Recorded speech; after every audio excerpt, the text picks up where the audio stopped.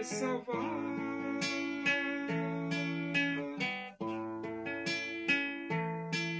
Seu filho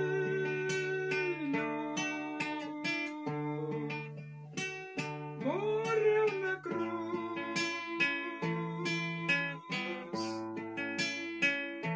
simplesmente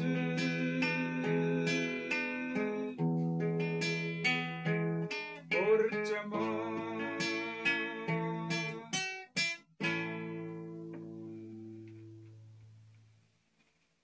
Vamos abrir a Bíblia Sagrada no Evangelho de Mateus.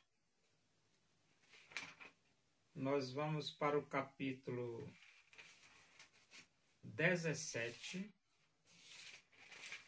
e vamos ler do versículo 1 até o versículo 8. Diz assim as Escrituras Sagradas, a palavra de Deus.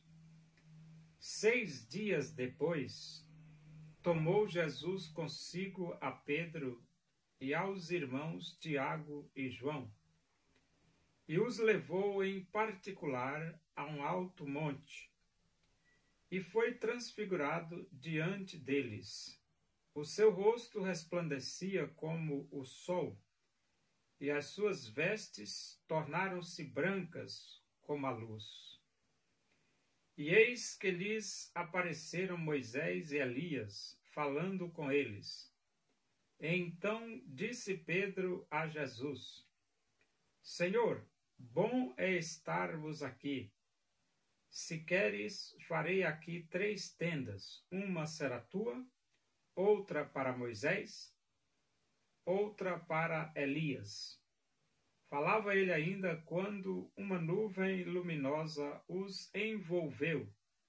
E eis, vinda da nuvem, uma voz que dizia: Este é o meu filho amado, em quem me comprazo. A ele ouvi. Ouvindo-a, os discípulos caíram de bruços, tomados de grande medo. Aproximando-se deles, tocou-lhes Jesus, dizendo: Erguei-vos e não temais. Então eles, levantando os olhos, a ninguém viram, senão Jesus. A realidade celestial nem sempre é contemplada pelos olhos dos seres humanos. Mas, aqui no Monte da Transfiguração, Pedro, Tiago e João teve o privilégio de ver algo que faz parte do mundo invisível, ou seja, do mundo celestial.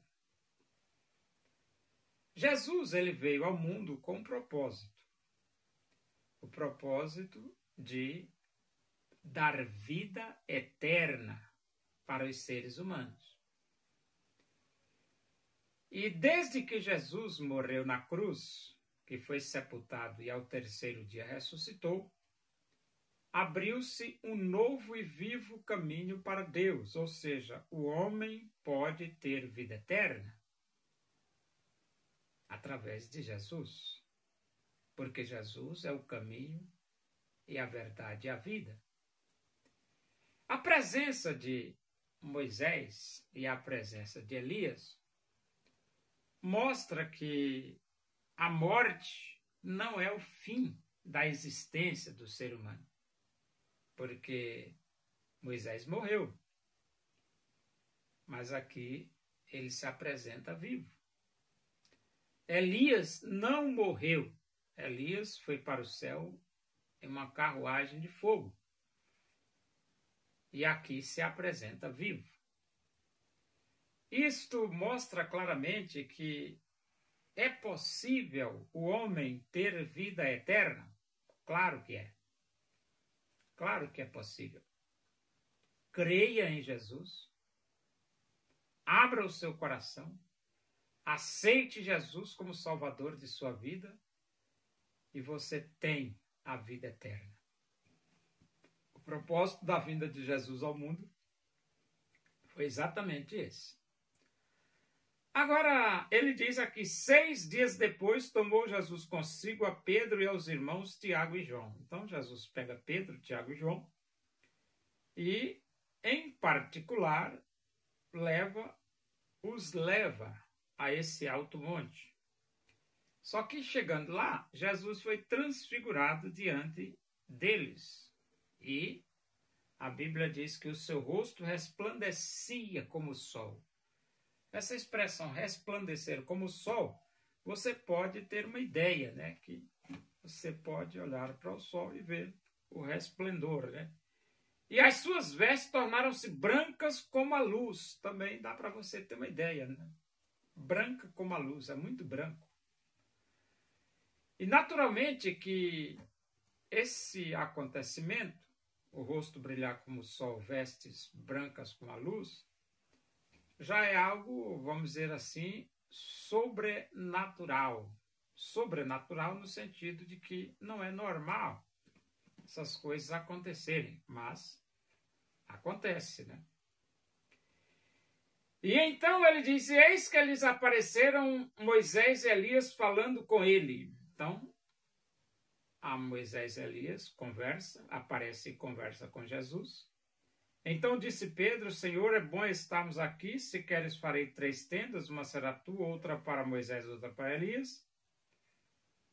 E enquanto Pedro falava, a Bíblia diz assim, uma nuvem luminosa os envolveu. Então Pedro estava falando e uma nuvem luminosa os envolve. Outro acontecimento sobrenatural. O rosto de Jesus brilhar como o sol, um acontecimento sobrenatural. Suas vestes ficarem brancas como a luz, é um acontecimento sobrenatural.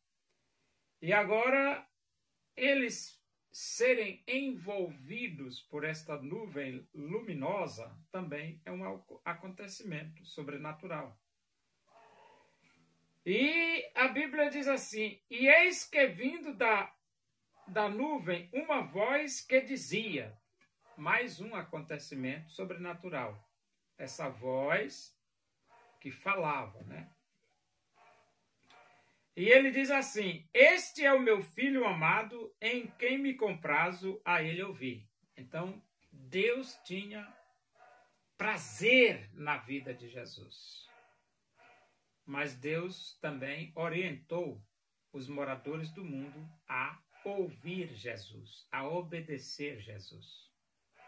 Então, todas as palavras que Jesus falou devem ser obedecidas pelos 8 bilhões de moradores do planeta Terra. E ele diz assim, ouvindo-a, os discípulos caíram de bruços, tomados de grande medo. É normal. Quando você se depara com acontecimentos sobrenaturais, e aqui houve vários, né? 4 pelo menos. E então você fica assustado, amedrontado. E não foi diferente com os discípulos, né? Eles ficaram assustados. E se eu tivesse lá? Eu também teria ficado assustado, né? Isso é lógico. Aproximando-se deles, tocou-lhe Jesus, dizendo, erguei-vos e não temais. Então Jesus toca nos discípulos, ordena para eles se levantarem e diz para que eles não fiquem amedrontados, não temam. Então eles levantando os olhos, a ninguém viram senão Jesus. Então eles levantaram e Moisés já tinha sumido, Elias já tinha sumido e só estava eles, os discípulos e Jesus, ou seja, as coisas voltaram ao normal. Se você não quiser crer em Jesus, mas você tem fatos concretos para acreditar que Jesus é o Messias, e fatos concretos que Jesus é o Salvador do mundo. Por isso, vale a pena você abrir o seu coração e aceitar Jesus como seu Salvador. Vale a pena. Deus usou o profeta Elias, demonstrando o seu poder,